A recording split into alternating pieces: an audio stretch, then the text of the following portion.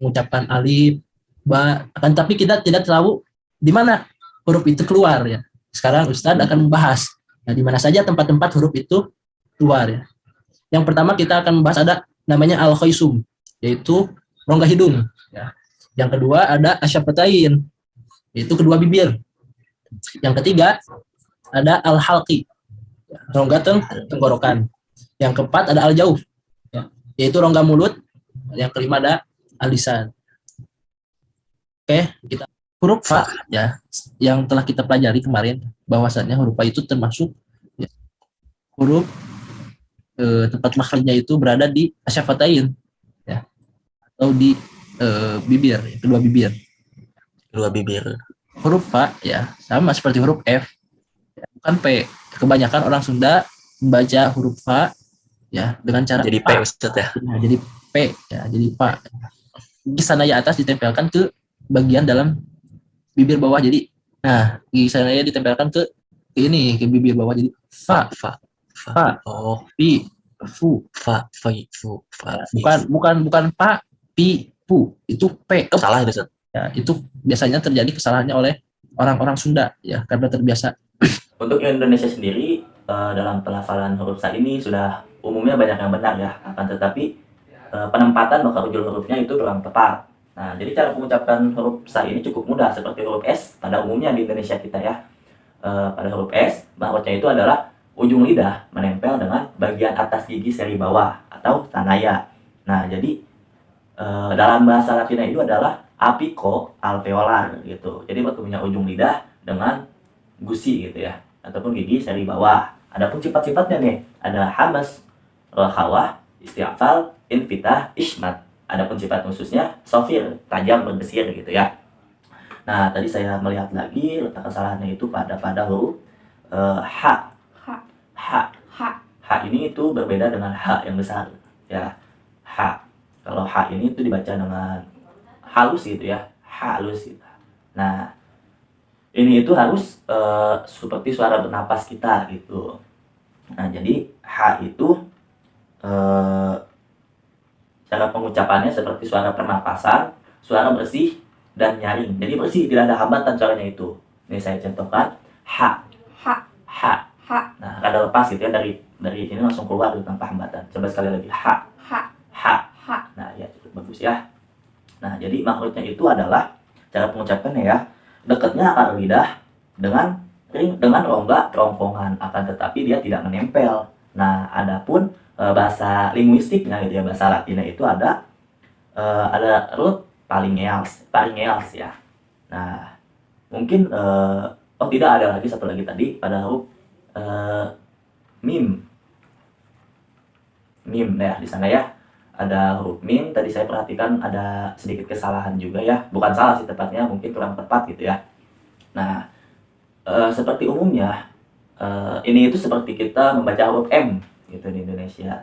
Cara melafalkannya itu adalah sama asyafataini, yaitu merapatkan kedua bibir. Nah, jadi dia itu masuknya kepada biladial. Nah, sifatnya itu ada jahr, ada tawasud, ada isti'fal, infitah, izraq, dan gunnah. Karena dia balik lagi kepada yang tadi, dia juga berkaitan dengan gunnah gitu ya, yang ada di sini. Nah, baik, mungkin itu saja ya letak-letak kekurang ketepatan Mbak Salsa ini menurut saya pribadi. Lain halnya dengan sudut pandang orang-orang yang lainnya, karena ilmu itu cukup luas juga. Langsung saja saya ingin mendengar cara membaca Mbak Salsa dalam melafalkan Quran surat Al-Fatihah ya, Al-Fatihah. A'udzubillahi minasyaitonirrajim. Bismillahirrahmanirrahim.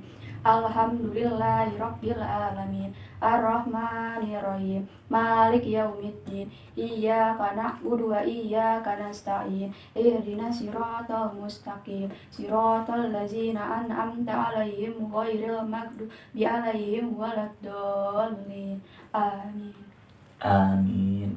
Cukup bagus ya, cara pembacaannya itu cukup baik. Akan tetapi ada sedikit koreksian dari saya pribadi ya. Kembali lagi kepada awal dulu, kepada pembacaan ta'awud ya. Jadi di situ itu terdapat antara alif dan ain, yang dimana cara pelafalannya itu tentu sangat berbeda jauh antara alif dengan ain. Ain itu kan dia itu seperti dekatnya akar lidah gitu ya dengan rongga, kerongkongan gitu kalau pembaca ain itu ya. Jadi dalam bahasa Latinnya itu root laryngeals gitu. Nah, jadi cara membaca ain itu adalah ain, Ain. a, A. a, A. seperti di tenggorokan tetapi tidak menempel akar lidah. Coba a, A. a. A. Nah, cukup bagus ya, cukup baik dari sebelumnya. Saya contohkan sedikit. A'udzu billahi minasyaitonir rajim. Nah, di sana kan ada minasyaitonir rajim. Nah, pada huruf itu kan ada tasydid ya. Jadi bacanya agak kuat, agak ditekankan gitu ya. Jadi syiddah, kembali lagi kepada sifatnya syiddah gitu ya. Karena tasydid juga. Nah, lanjut ke basmalahnya. Bismillahirrahmanirrahim. Nah, di sini itu kita mengulas kembali tadi yang sudah saya jelaskan, yang dimana kekurang tepatan bahasa Sasa dalam mengucapkan huruf H ya pada huruf hijaiyah tadi. Jadi huruf H ini sama itu dengan perucapan ain, akan tetapi cukup berbeda juga ya sifatnya. Nah, jadi bertemunya akar lidah gitu ya pada membaca H itu dengan rongga kerongkongan. Nah, dalam bahasa Latinnya, dalam bahasa linguistiknya itu adalah root laryngeals ya. Nah, jadi cara membacanya itu adalah halus dia itu, tanpa hambatan, lepas lah pokoknya, tidak sulit pula.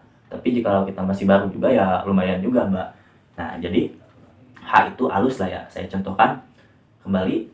Bismillahirrahmanirrahim. Nah, Bismillahirrahmanirrahim. Halus kan ya? Coba Mbak Salsa coba.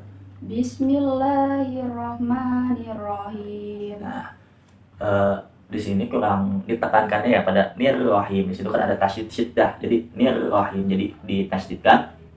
Saya ulangi kembali cara melafalkannya, misalkan ha. Nah, seperti itu, ha. Nah, jadi di bismillahnya seperti ini. Bismillahirrahmanirrahim. Bismillahirrahmanirrahim. Bismillahi. Bismillahi.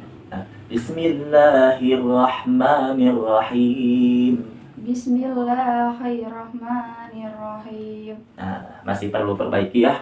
Masih perlu diperbaiki pada huruf H tersebut. Lanjut ke yang saya lihat kesalahannya itu pada Alhamdulillahi Rabbil Alamin. Nah, pada huruf minnya itu ada lin gitu ya, lembut. Jadi bacanya sedikit, kalau dari guru saya gitu ya, bacanya sedikit dimingkemkan gitu cara membaca minnya. Contoh, Alhamdulillahi Rabbil Alamin. Nah, kurang lebih seperti itu ya. Nanti boleh dicoba sendiri lanjutannya. Ar-Rahmanir-Rahim. Maliki. Nah, di sini kita bertemu dengan huruf kaf kembali. Kaf yang dimana tadi saya sudah jelaskan huruf kaf itu seperti apa. Nah, seperti membaca huruf K ya. Dia juga masuk kepada bertemunya antara pangkal lidah dengan langit-langit lunak yang tadi saya jelaskan. Jadi dia bahasa linguistiknya itu adalah dorsovelar ya. Dorsovelar gitu ya. Nah, jadi cara membacanya itu dia seperti huruf K disertai dengan keluar nafas. Beda dengan huruf Ba tadi, tidak ada nafasnya. Nah, dia itu dorsovelar antara pangkal lidah dengan langit-langit gitu ya, dengan langit-langit lunak bukan keras.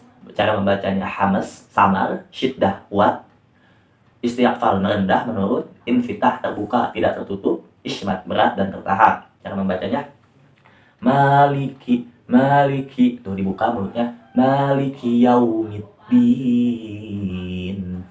Coba silahkan Mbak Salsa dicoba.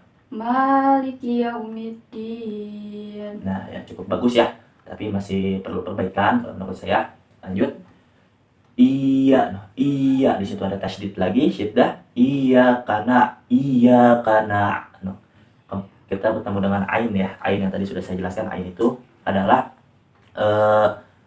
dekatnya akar lidah dengan dinding kerongkongan, akan tetapi tidak menempel. A coba. Nah, A coba. Baik. Iyyaka na'budu wa iyyaka nasta'in. Iyyaka na'budu wa iyyaka nasta'in. Kanasta'in. Kanasta'in. Nah, cukup baik. Alhamdulillah ya, pelan-pelan karena nggak salsa. Iyyaka na'budu wa iyyaka nasta'in. Ihdinas. Di situ ada H besar, cara pelafatannya H besar gitu ya. Ihdinas siratal mustaqim. Nah, jadi ada qaf nih yang tadi kita udah pelajari, yang dimana tadi saya cek dari Mbak Salsa ada sedikit kesalahan juga ya, sedikit kurang tepatan lebih tepatnya itu. Jadi qaf itu disertai dengan nafas, beda dengan Mbak, karena qaf itu dalam bahasa Latinnya adalah qaf qaf qaf itu. Jadi bagian lidah paling dalam dan langit-langit mulut yang berdaging gitu ya. Cara membaca sifat-sifatnya itu ada 6, tentunya dia qalqalah yang udah umumnya ya. Jadi jikalau coba Mbak Salsa membaca huruf a dipantulkan. Nah, seperti itu dipantulkan ya, sudah ciri khas lah qaf itu. Dalam tajwid juga sudah ada dijelaskan juga. Jadi cara membacanya itu ihdinas siratal mustaqim. Nah, jadi bagian lidah paling dalam nih dan langit-langit mulut yang berdaging. Jadi di antara itu. Jadi seperti di sini nih. Nah, jadi cara membacanya ihdinas siratal mustaqim. Kurang lebih seperti itu ya. Coba Mbak Salsa silakan coba. Ihdinas siratal mustaqim. Nah, Ih. ihdinas Siratal mustaqim. Mustaqim. Nah, cukup baik. Alhamdulillah. Siratal